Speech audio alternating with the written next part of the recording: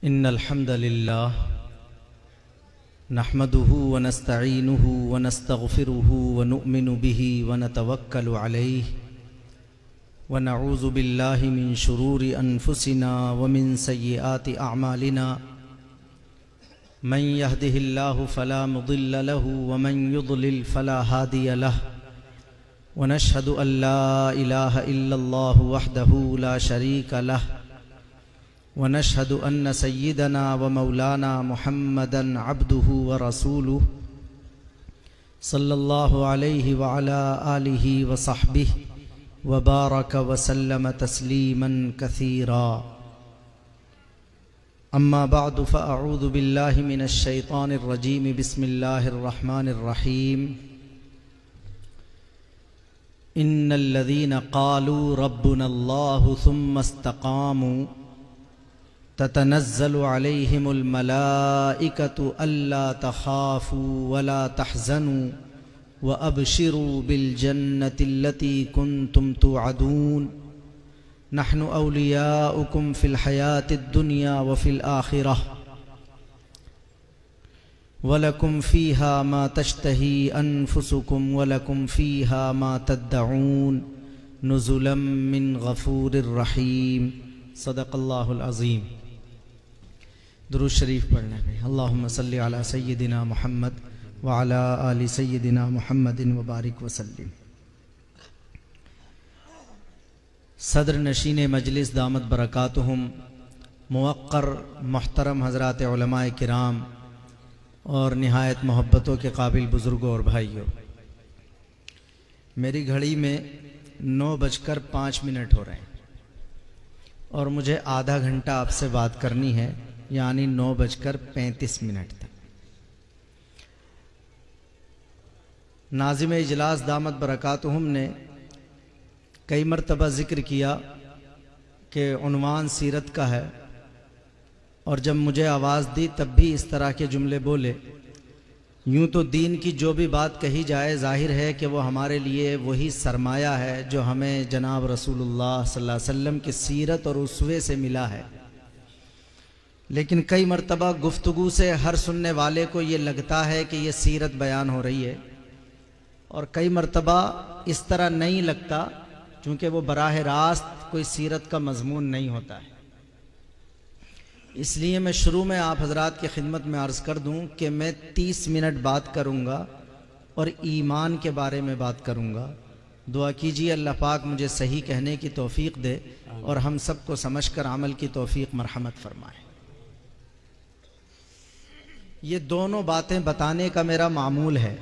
एक तो इस वजह से कि जब पता चल जाता है कि इतनी देर बात होगी तो आदमी सुकून से सुनता रहता है, और दूसरा उसे जब ये पता चल जाता है कि किस बारे में बात होगी तो उसके लिए समझना आसान हो जाता है।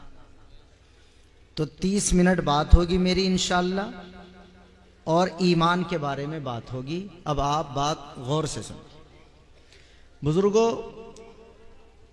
हम सब जानते हैं कि अल्लाह ने हमें जितनी भी नेमतें दी हुई हैं उन सब को अगर चेक करके हमें ये फैसला करना पड़े कि इनमें सबसे बड़ी दौलत हमारी कौन सी है, तो जाहिर है कि वो हमारा ईमान है।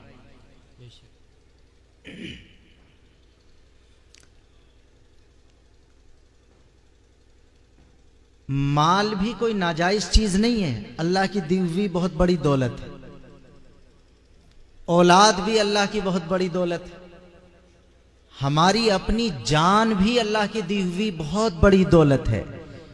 लेकिन एक मुसलमान को जब अपील करके देखा जाए, झंझोड़ करके पूछा जाए, थोड़ा सही करके फैसला लेने के बारे में कहा जाए कि ये बताओ कि सबसे बड़ी दौलत कौन सी है, तो मुमकिन है वो हमारा भाई नमाज ना पढ़ता हो, मुमकिन है आमाल से दूर हो, लेकिन उसे जब उसका ईमान याद दिलाकर पूछा जाएगा तो मैं समझता हूं कि हर ईमान वाले का जवाब यह होगा कि मौलाना साहब क्या बिल्कुल ही काफिर समझ लिया? भाई हमारी सबसे बड़ी दौलत हमारा ईमान।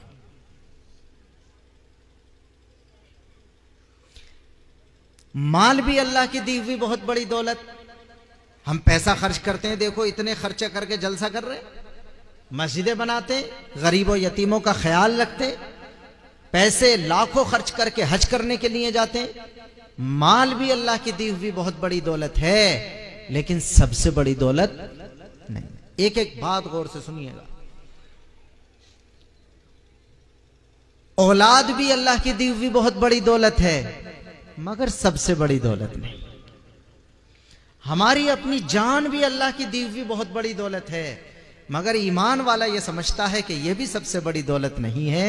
सबसे बड़ी दौलत अगर कोई हमारे पास है तो वह हमारा कलमा ला इलाहा इल्लल्लाह मुहम्मदुर रसूलुल्लाह सल्लल्लाहु अलैहि वसल्लम है, हमारा ईमान। एक बात हो गई हमारी। इसी तरह करूंगा मैं, देखो बात नंबर 2। जब कोई शख्स किसी चीज को अपनी दौलत समझ लेता है तो फिर खुद उसकी हिफाजत की फिक्र करने लगता है। उसके सामने जलसा नहीं करना पड़ता, उसकी ठोड़ी में हाथ डाल के खुशामद नहीं करनी पड़ती कि इसकी हिफाजत करो, उसे डांटना नहीं पड़ता कि इसकी हिफाजत करो। बगैर जलसा किए, बगैर तकरीर किए, बगैर खुशामद के, बगैर डांटे डपटे जब कोई शख्स किसी चीज को अपनी दौलत समझ लेता है तो उसकी हिफाजत की, बोलो भाई, फिक्र करने लगता है। सोने चांदी का जेवर हमारे घरों में होता है, हम में से हर एक उसे अपनी दौलत समझता है, तो फिर 4-4, 5-5 तालों में बंद करके रखता है। तिजोरी का ताला लगाएगा, सेफ का ताला लगाएगा, कमरे का ताला लगाएगा, मेन गेट का ताला लगाएगा। सफर में जाएगा तो बीवी से कहेगा चाबी सेफ की सही जगह रखना, किसी बच्चे के हाथ ना लग जाए। मुझे थोड़ी देर बात करनी है, इसलिए मैं तफसील में नहीं जा रहा हूं, सिर्फ इशारे इशारे करके अपनी बात के मैं आगे बढ़ रहा हूं। ना हमें तकरीर करने की जरूरत पड़ी कि भाई इसके अपनी जेवर की हिफाजत करो, ना हमें जलसा करके बताना पड़ा कि इसकी हिफाजत करो।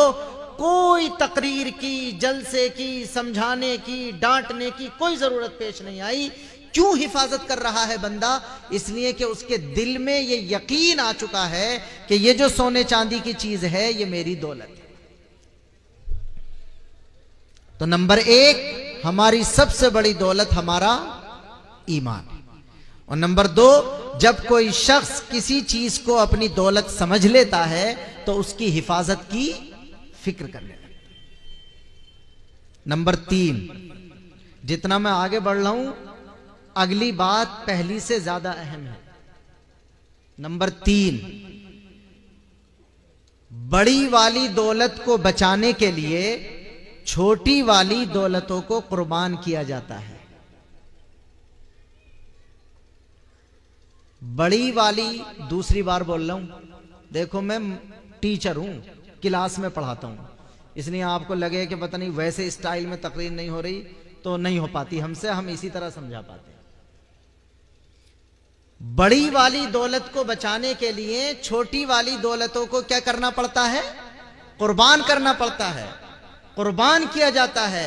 फिर टोक रहा हूं, मेरे लफ्ज पर गौर करें। और ये छोटी दौलतों को कुर्बान करके बड़ी दौलत को बचाना बेवकूफी नहीं होती, बल्कि आला दर्जे की अक्लमंदी होती। बड़ी वाली दौलत को बचाने के लिए छोटी वाली दौलतों को कुर्बान किया जाता है, और यह कुर्बान करना बेवकूफी नहीं होती, बल्कि आला दर्जे की अक्लमंदी होती। किसी शायर का मिसरा है, अब भाई अखलाक कितने शेर सुनाते हैं, मैं सिर्फ एक मिसरा सुना रहा हूं कि हमने जो खत्मे था उसके भी अलावा पढ़ लिया, तो जो खत्मे हैं वो भी पढ़ना है आपको, और जो खत्मे नहीं है वो भी पढ़ना है। जो लिखा है वो भी पढ़ना है, जो नहीं लिखा वो भी पढ़ना है, जो बोला जा रहा है वो भी समझना है, जो नहीं बोला जा रहा वो भी समझना। हमारी सबसे बड़ी दौलत हमारा ईमान। और जब कोई शख्स किसी चीज को अपनी दौलत समझ लेता है तो फिर वो खुद उसकी हिफाजत की फिक्र करने लगता है। और नंबर 3, बड़ी वाली दौलत को बचाने के लिए छोटी वाली दौलतों को कुर्बान किया जाता है, और यह कुर्बान करना बेवकूफी नहीं होती, बल्कि आला दर्जे की अक्लमंदी होती। मैं इसकी एक मिसाल देता हूं। हमारे बच्चे की सबसे छोटी उंगली में कोई चोट आ गई और वह अस्पताल चला गया, सीरियस हो गया मसला, जख्म गहरा हो गया, उसमें कुछ कैफियतें बदलने लगी, उंगली कटने का खतरा हो गया, आगे बढ़ने लगा, बांव कटने का खतरा हो जाता है कई मर्तबा। अब बताइए, एक है औलाद वाली दौलत और एक है माल वाली दौलत। कौन बेवकूफ है जो अपनी माल वाली दौलत को बचा ले और अपने बच्चे को मौत की हाथ में मुंह में ले जाकर के डाल दे। एक आदमी जो अपना बैलेंस ही आउट नहीं कर रहा, अपना बैंक बैलेंस नहीं निकाल रहा, तो उसे ना महल्ले वाले अच्छा कहें, ना रिश्तेदार अच्छा कहें, ना अहले ताल्लुक अच्छा कहें, उसे सब बुरा कहेंगे कि इस बेवकूफ कंजूस को देखो कि इसका बेटा अस्पताल में जिंदगी और मौत की जंग लड़ रहा है, लेकिन ये अपने 4 पैसे खर्च करने के लिए तैयार नहीं है। उसे सारी दुनिया बेवकूफ इस वजह से कहेगी कि वो माल वाली दौलत को बचा रहा है और औलाद वाली दौलत को कुर्बान कर रहा है। ये बेवकूफी का काम। लिहाजा अक्लमंद आदमी क्या करेगा, जितना उसका बैंक में पैसा है सारा निकाल लेगा।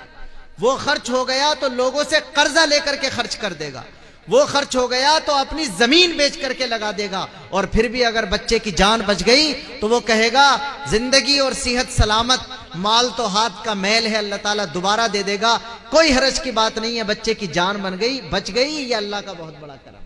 मुझे लगे 3 मिनट मिसाल बताने में, लेकिन ये समझा पाया मैं कि बड़ी वाली दौलत को बचाने के लिए छोटी वाली दौलतों को क्या किया जाता है, कुर्बान किया जाता है। और ये कुर्बान करना बेवकूफी नहीं होती, बल्कि आला दर्जे की अक्लमंदी। मैं सोचूं, आप भी सोचिए, रुककर सोचिए, लेटकर भी सोचिए, रात में बैठकर सोचिए, अपने बच्चों पर नजर डालकर सोचिए, क्या हम इस पोजीशन में हैं कि हम अपनी ईमान वाली दौलत को बचाने के लिए सारी छोटी दौलतों को कुर्बान करने का जज्बा रखते हो? क्या हमने अपने घर में पलने वाली, बड़े होने वाली औलाद के दिल की तख्ती पर ईमान वाली दौलत को इस तरह लिख दिया है कि जब हम दुनिया से जाएं तो इस इत्मीनान के साथ जाएं कि मेरे घर में परवरिश पाने वाला मेरा बेटा और बेटी, उसे मैं ऐसी पोजीशन में छोड़कर आया हूं, न सोने चांदी के सिक्कों का लालच उससे उसके ईमान को खरीद सकता है, और न कनपटी पर रखी बंदूक उससे उसके ईमान को छीन सकती है। न कोई लालच उससे ईमान को छीन सकता है, न कोई डर और खौफ उससे ईमान को छीन सकता है। अगर हमने अपने बच्चों के दिल की तख्ती पर ईमान वाली दौलत को ऐसा मजबूत लिख दिया, तब तो हम एक मुसलमान माँ बाप की जिम्मेदारी को अदा कर रहे हैं। और अगर इस इत्मीनान में हम नहीं हैं तो कहीं ना कहीं हम ईमान वाली दौलत के साथ वो इंसाफ नहीं कर पा रहे जो हमें करना चाहिए। आप ही लोगों ने बताया कि जब एक पानी की बूंद भी किसी मजबूत से मजबूत पत्थर पर पड़ती है तो उसमें भी सुराख कर देती है। रोजाना जब अपनी औलाद के सामने रात को बैठकर जिक्र होगा ईमान ईमान ईमान ईमान ईमान, तो कहीं ना कहीं उनके दिल की तख्ती पर लिखा जाएगा कि मेरे बाप ने सारी जिंदगी मुझे यह सबक पढ़ाया था कि सबसे बड़ी दौलत तुम्हारे पास अगर कोई है तो वो तुम्हारा ईमान।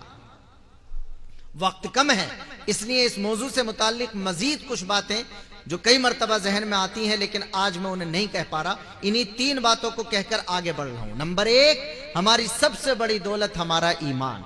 नंबर 2, जब कोई शख्स किसी चीज को अपनी दौलत समझ लेता है तो खुद उसकी हिफाजत की फिक्र करने लगता है। और नंबर 3, बड़ी वाली दौलत को बचाने के लिए छोटी वाली दौलतों को कुर्बान किया जाता है, और यह कुर्बान करना बेवकूफी नहीं बल्कि आला दर्जे की अक्लमंदी है। चौथी बात, आज अगर हम गौर करते हैं तो कई मर्तबा अफसोस होता है कि सहाबा हमारे नबी पाक अलैहिस्सलाम के शागिर्द थे और नबी पाक अलैहिस्सलाम के दौर में थे, फिर भी वो अपने ईमान की हिफाजत के बारे में बहुत फिक्रमंद रहते थे, और हम फितनों के दौर में हैं। सुनने मेरी बात आप गौर से, 15 मिनट रह गए बस, मेरे ज्यादा नहीं रहे। सहाबा नबी के शागिर्द हैं, हर वक्त नबी पाक अलैहिस्सलाम के पास मौजूद हैं। उनके ईमान का दर्जा यह है कि अल्लाह ने उनके ईमान को मिसाली बताया है और सारी दुनिया से यह कहा है कि तुम भी अगर कामयाब होना चाहो तो वैसा ईमान बना लो जैसा कि सहाबा का है। इसके बावजूद हर सहाबी अपने ईमान के बारे में हर वक्त फिक्र में लगा रहता। फिर मैं कह रहा हूं कि मैं इसकी तफसील में नहीं जा रहा, बस इतना बतला रहा हूं कि वो जो आप फजाइल आमाल पढ़ते हैं ना, तबलीगी जमात में जो साथी जाते हैं वो तो ज्यादा जानते होंगे। फजाइल आमाल जो किताब है हजरत शेख की, उसका सबसे पहला हिस्सा, उसका नाम है हिकायात सहाबा। उसका नाम है हिकायात सहाबा। सुन लीजिए मैं क्या कह रहा हूं, नाम हिकायात सहाबा है और असल में वो दास्तान है उसी की जो बात मैंने तीसरे नंबर पर बताई।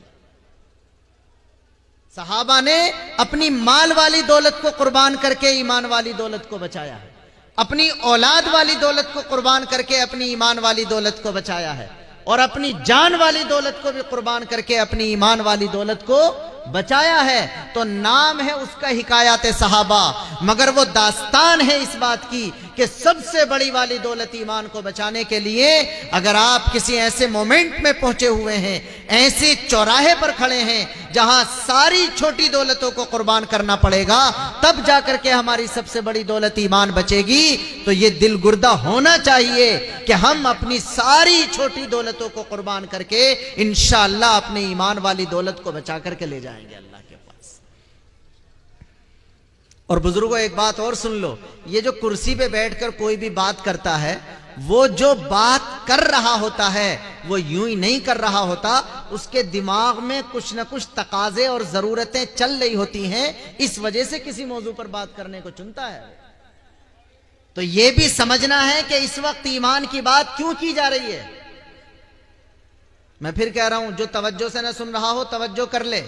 हमारे नबी पाक अलैहिस्सलातु वस्सलाम ने अपनी अहादीस में, अपनी सीरत में, अपने उसवे में, अपनी तालीमात में हमें सिर्फ नमाज रोजे के मसले ही नहीं बताए, बल्कि उसके साथ साथ पेशीन गोइयों में ये भी बतलाया था कि जब दुनिया अपने दी एंड की तरफ बढ़ेगी, जब दुनिया अपने खत्म होने की तरफ तेज चलेगी, तो उस वक्त पूरी दुनिया के हालात में क्या तब्दीली आएगी, ये सब भी हमारे नबी पाक अलैहिस्सलाम ने हमें बताया।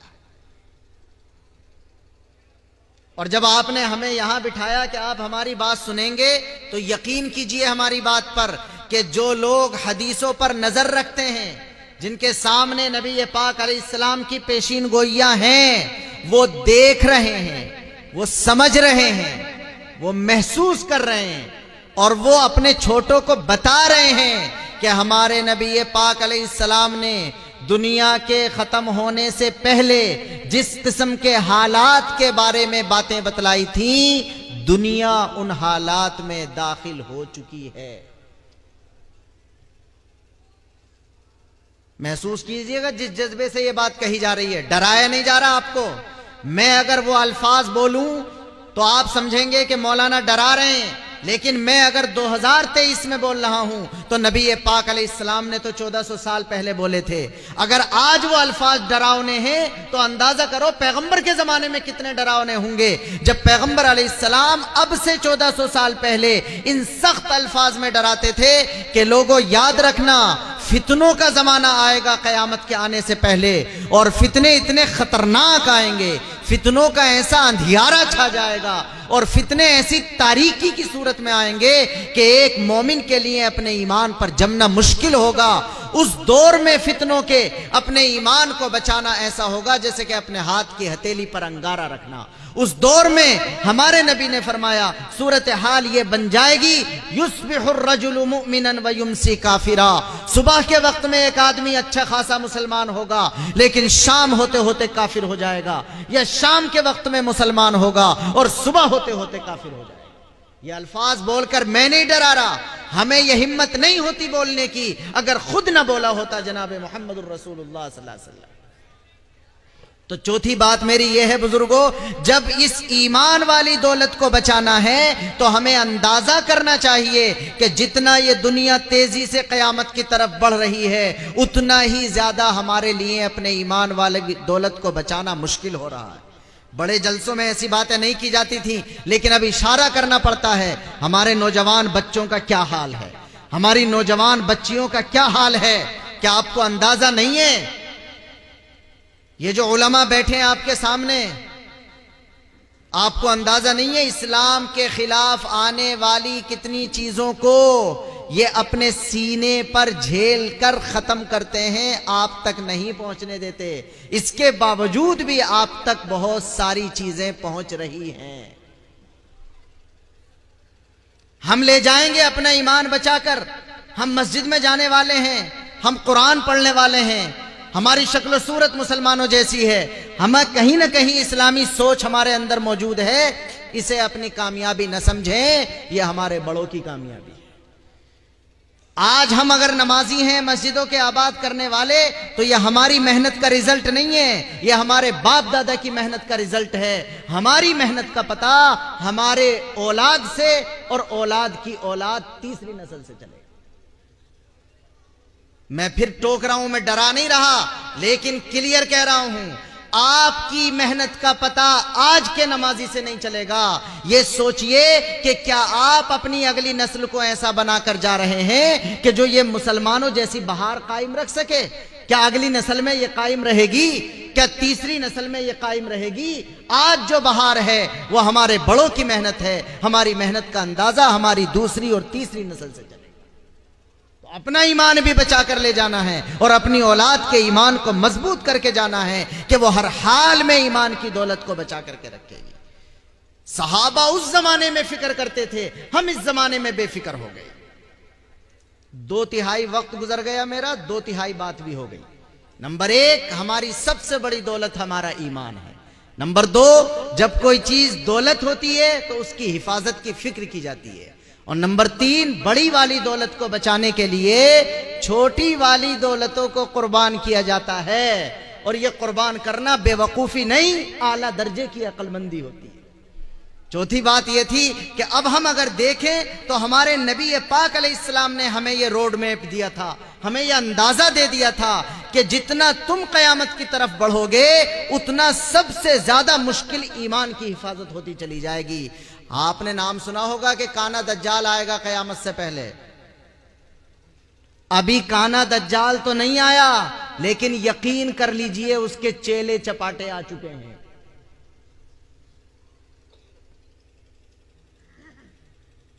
और वो सबसे ज्यादा हमारी नस्लों के ईमान को खरीद रहे हैं।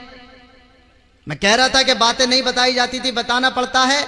आजकल ये मोबाइल है, इसने क्या कर रखा है, सबसे पहले हमारे बच्चे या बच्ची के नंबर पे एक अजनबी नंबर से मैसेज आता है, एक अजनबी नंबर से कॉल आती है। देखने में वो एक अजनबी नंबर का मैसेज है, लेकिन इंसान की नफ्सियात और मिजाज है कि वो रिप्लाई देता है कि भाई कौन हो। जो चीज एक छोटा सा अजनबी नंबर का मैसेज थी, मैं फिर कह रहा हूं, सिर्फ एक बार बोलूंगा, 2 बार नहीं, जो एक अजनबी नंबर की मिस कॉल थी, जो एक अजनबी नंबर का सिर्फ टेक्स्ट मैसेज था, कई मर्तबा 10 से 15 दिन लगते हैं, कई मर्तबा 1 महीना 40 दिन लगते हैं। उस एक मैसेज ने यह हंगामा कर दिया होता है कि हमारे बच्चे और बच्चियां बेवकूफी में ऐसा फैसला ले लेते हैं कि हमारी खानदान की इज्जत चली जाती है, और कई मर्तबा ऐसा फैसला ले लेते हैं कि खानदान की इज्जत भी जाती है और ईमान की दौलत भी जाती है।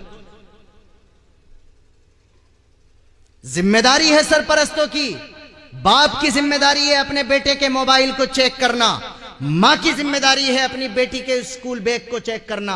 आप मेरा मोबाइल चेक नहीं कर सकते, मेरी प्राइवेसी है, मेरा पर्सनल मामला है, लेकिन बाप के लिए औलाद का कोई मामला पर्सनल नहीं होता। उसकी जिम्मेदारी है कि अपनी औलाद की एक एक चीज को चेक करे।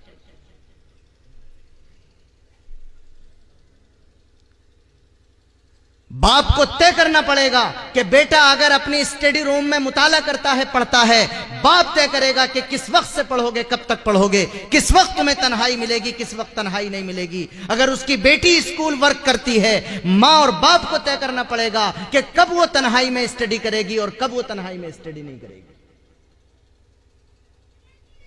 गुस्सा आ गया इस मजमून पर, देखो, इस वजह से कि ये बातें करने की नहीं थी, लेकिन ये ईमान वाली दौलत को खा रही हैं। ये दज्जाल के चेले चपाटे हमारी नस्लों के ईमान को खत्म करते चले जा रहे हैं। तो इन मुश्किल होते हालात में सबसे ज्यादा जिस चीज की हिफाजत पर तवज्जो देने की जरूरत है वो हमारा और हमारी नस्लों का ईमान है। 7 मिनट बाकी है मेरे। आखिर में एक रिवायत की बुनियाद पर 2 नुस्खे बताकर जा रहा हूं। बस एक मौके पर अल्लाह के नबी सल्लल्लाहु अलैहि वसल्लम ने इरशाद फरमाया, इन्नहा सतकूनु फितना। सहाबा से कहा कि देखो फितनों का जमाना आने वाला है। हजरत अली रिवायत करते हैं, लंबी रिवायत है, जब ये बात कही तो हजरत अली रदी अल्लाह अन्हु ने सवाल किया, मल मखरज मिनहा या रसूल अल्लाह, औ कमा काल, कि उन फितनों से निकलने का रास्ता क्या होगा? जब फितने आएंगे तो फितनों से निकलने का कोई ना कोई रास्ता भी तो होना चाहिए, इमरजेंसी दरवाजा होना चाहिए जहां से आदमी अपने आप को बचा करके ले जा सके। तो अल्लाह के नबी ने लंबी रिवायत में बातें इरशाद फरमाई जो यहां से शुरू होती है किताबुल्लाह, कि उन फितनों के हालात में, उन फितनों से बचकर निकलने का जो नुस्खा और रास्ता है वो है अल्लाह की किताब कुरान, अल्लाह की किताब कुरान, अल्लाह की किताब कुरान। मैं दो नुस्खे बतला रहा हूं, एक अल्लाह की किताब कुरान, एक अल्लाह का घर मस्जिद। जो मुसलमान अपने आप को अल्लाह की किताब कुरान की रस्सी से बांध लेगा, इंशाअल्लाह फितनों के हालात में भी उसके ईमान की हिफाजत आसान होगी। एक अल्लाह की किताब कुरान, एक अल्लाह का घर मस्जिद। सुन लीजिए गौर से, अल्लाह ने अपनी किताब जो उतारी उसको अल्लाह के नबी सल्लल्लाहु अलैहि वसल्लम ने कहा हुआ हब्लुल्लाहिल मतीन। ये जो कुरान है ये अल्लाह की मजबूत रस्सी है, ये अल्लाह की मजबूत रस्सी है, ये अल्लाह की मजबूत रस्सी है। मैं देहात में बात कर रहा हूं, आप समझेंगे। मेरी बकरी मेरे रस्से से बंधी हो और मेरे खूंटे से लगी हो तो कोई चोर कितना ही तेज क्यों ना हो, इतनी आसानी से मेरी बकरी छीनकर नहीं ले जा सकता। मेरी बकरी मेरे रस्से से बंधी हो, मेरे खूंटे से लगी हो तो मुमकिन है मैं उसकी हिफाजत में जख्मी हो जाऊं, मुमकिन है मुझे कोई चोट आ जाए, लेकिन इतनी आसानी से कोई मेरी बकरी को चुरा कर नहीं ले जा सकेगा।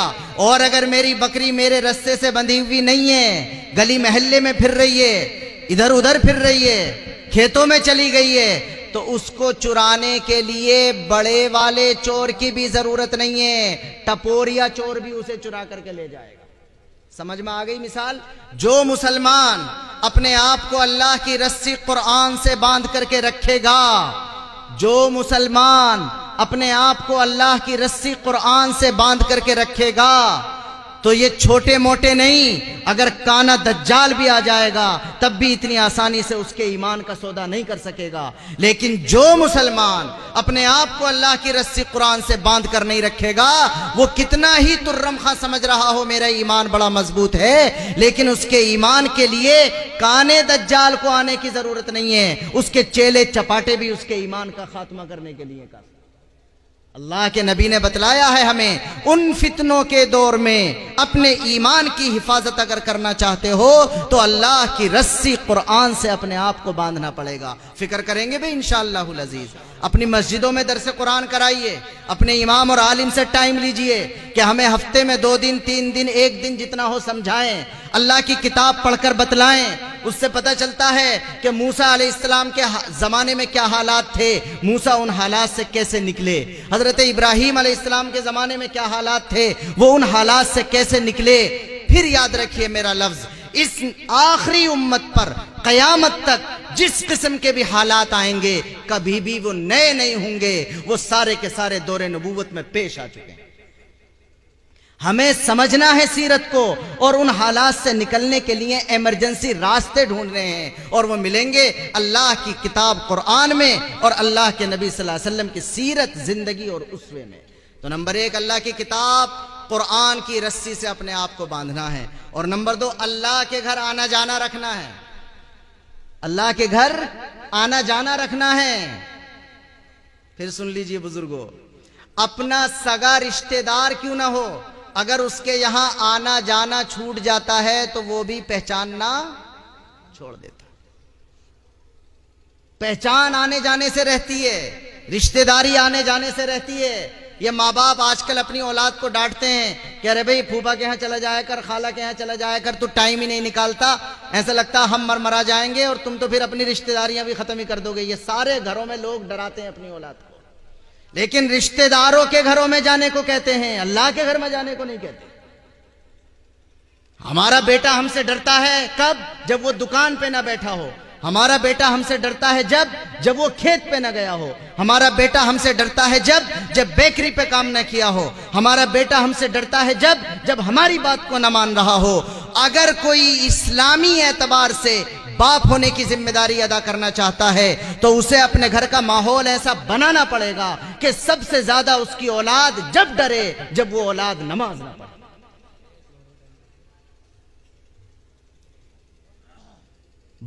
बेटे को पता होना चाहिए कि मेरा अब्बा सारी गलती माफ कर सकता है, लेकिन अगर नमाज नहीं पढ़ी तो मेरा अब्बा इसको माफ नहीं कर सकता। जब तक घर में ये माहौल नहीं होगा तो अल्लाह के घर आना जाना बाकी नहीं रहेगा, और जब अल्लाह के घर आना जाना बाकी नहीं रहेगा तो फिर अल्लाह को भी परवाह नहीं होगी कि कौन सी वादी और कौन से गड्ढे में जाकर आदमी हलाक हो रहा है। तो एक अल्लाह की रस्सी कुरान से अपने आप को मजबूत बांधना है, और एक अल्लाह के घर आना जाना रखना है। 5 टाइम है नमाज 24 घंटे में। क्यों है 5 टाइम? इसकी बहुत वजूहात हैं, मैं बस एक बताकर खत्म कर रहा हूं। हम जिससे बहुत ताल्लुक रखते हैं उसके पास भी 24 घंटे में एक मरतबा जाते हैं। शाम का खाना खाने के बाद चले गए, 10 मिनट बैठे आ गए। अल्लाह ने ये नमाजें 24 घंटे में तकसीम करके बतलाया कि तू अपने दोस्त, रिश्तेदार, पड़ोसी, ताल्लुक वाले के यहाँ कितना ही आना जाना रखता हो, लेकिन तेरा सबसे ज्यादा जिसके घर आना जाना होना चाहिए वो किसी इंसान और रिश्तेदार का नहीं बल्कि मेरा यानी अल्लाह का होना चाहिए। इस वजह से उसने 5 टाइम में नमाजों को तकसीम कर दिया, वरना अल्लाह चाहता तो एक ही टाइम में सारी नमाजें दे देता। वक्त मेरा मुकम्मल हुआ। मैंने ये अर्ज किया है कि हमारी सबसे बड़ी दौलत हमारा ईमान है, और जब कोई चीज दौलत होती है तो उसकी हिफाजत की जाती है, और बड़ी दौलत को बचाने के लिए छोटी दौलत को कुर्बान किया जाता है।